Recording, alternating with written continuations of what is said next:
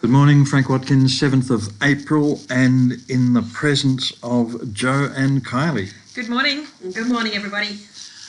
Okay, just a quick word on the All Ords. As at the first hour, end of the first hour's data, we're at 7748, and a couple of red days, which you've got to admit we're so overdue to cop. Just looking at the overall chart, very easy to see us coming back to the 7,600 level. Not saying it will happen, but I think there's a reasonable likelihood before it's onward and upward, and we have another crack at the all-time high over here at 7,965 or whatever it was. So, any questions come in, Joe? Yeah, Frank, obviously there's a lot of different scans that we can do on the software, but if you could only do one for the rest of your life, what scan would you do? What do you find most reliable? Okay. Okay, for me, bottom line is we go into the main scan tool and we scan patterns and events. Forget about patterns. Events. What I want to see is any stock that's going up. So if the only thing I ever do is scan for a breakup every day, it is therefore impossible for a stock to keep going north without me at least knowing about it. Yep.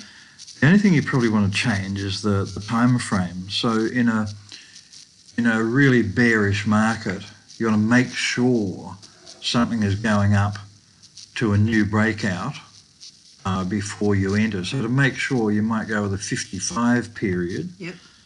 Just happens to be a FIBO number.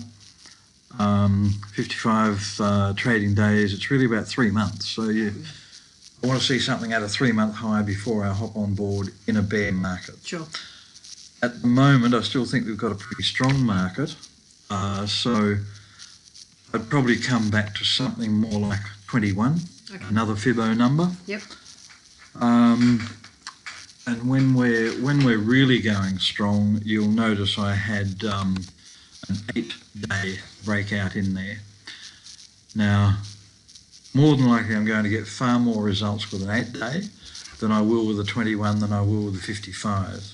So just for today, let's do a 21-day breakup based on the close.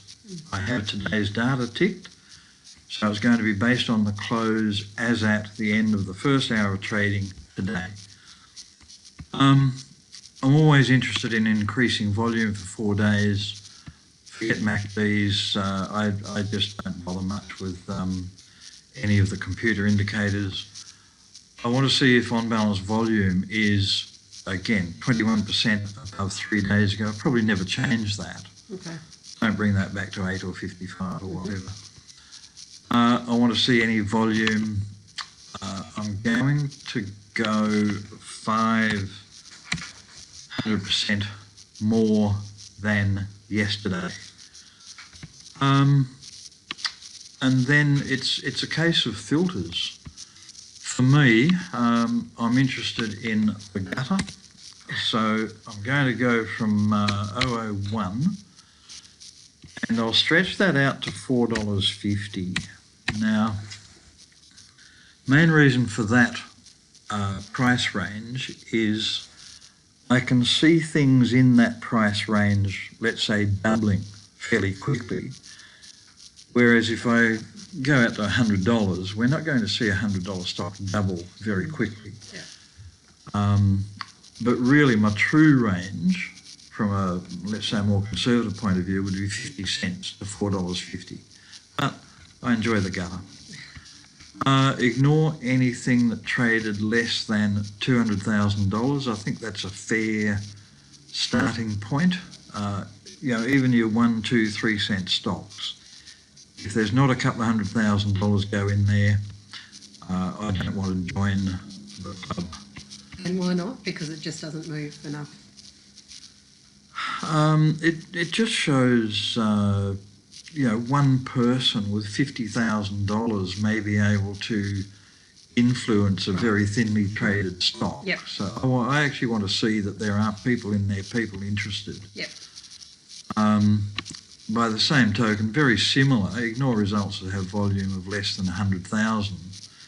Now, you know, if you're trading a 2-cent stock, well, 100,000 of them's only $2,000. Right. It's a starting point. It just gets rid of the real rubbish. Yeah. 100,000 going through at $4.50 is, you know, there's a fair bit of interest in that stock. Yeah. So we go through, we've got 49 of them. So here we can see the 21-day breakout as at half an hour ago. Now, for whatever reason, gee, that has done volume today. Look at that. The OBV is already ticking. It's a $1.40 stock, consumer discretion. Oh, ardent leisure. Okay. I believe they're the people with Dreamworld, SeaWorld. Yes, I believe that's the case. Either that or they're not one-armed bandits in casinos. Anyway, it doesn't matter. I could look that up very quickly. Just interested in why the huge turnaround. It may be the settling of a court case with that roller coaster accident a few years back. I don't know. But certainly there's a bit of interest there today. Ascari, see, this is what I mean. This stock would have come up here, or probably here, at a 21-day high, and here, and here, and here, and here, and here. So, you know, stock just cannot get away from you without you knowing about it. Yeah. And all through here, half of these would be 21-day highs, and she's currently again at a 21-day high. Yeah. As far as I'm concerned, two classic buy signals on that chart. One is a break of that high, and the other one potentially is a break of that level there. To my mind, this is also another very good example. To my mind, this one down here, where in January you're breaking a November high, so there's a couple of months there, you might go hard at that point. This one here, at the Feb to 21st of March, that's only 6 weeks. So the resistance isn't as strong there. So if you've bought your standard parcel here, say $10,000, you might add $5,000 here. If you didn't buy this one, you might just do half your parcel on this one. And then now, this is basically no resistance. You've just broken a 3-day high here. Yeah. But if you'd done 10 here and 5 here, you might do another couple of thousand there. Just depends on your plan and your approach. Whoops-a-daisy. Scan results. AUZ. It might be a breakout, but not for me. That one's not for me. This has come up because of on-balance volume. Not ready yet. Just looking at that, my eyes immediately go to that 30-cent level. If it breaks 30, I might get excited, because then at that point, you've got a significant long-term low, you've got a high, you've got a higher low, and your breakout really is probably 28 cents. You might wait for that break of 30.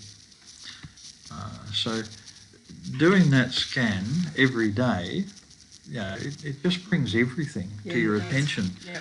This would have come up 3 days ago at that point. You would have, should have, could have had a contingent order there to buy that break. So if you bought that break, you'd be in on the open at 50. Maybe you put your start at 50 and a half. You finish the day, you're at 52.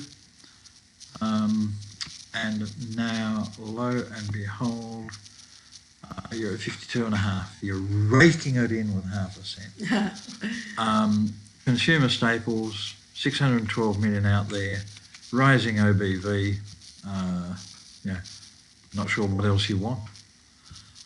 For Anyway, those that don't know as well, Frank just locked onto a particular day's data there. That's just done by holding down Control and pressing your mouse button, if anyone wanted to know. Left mouse.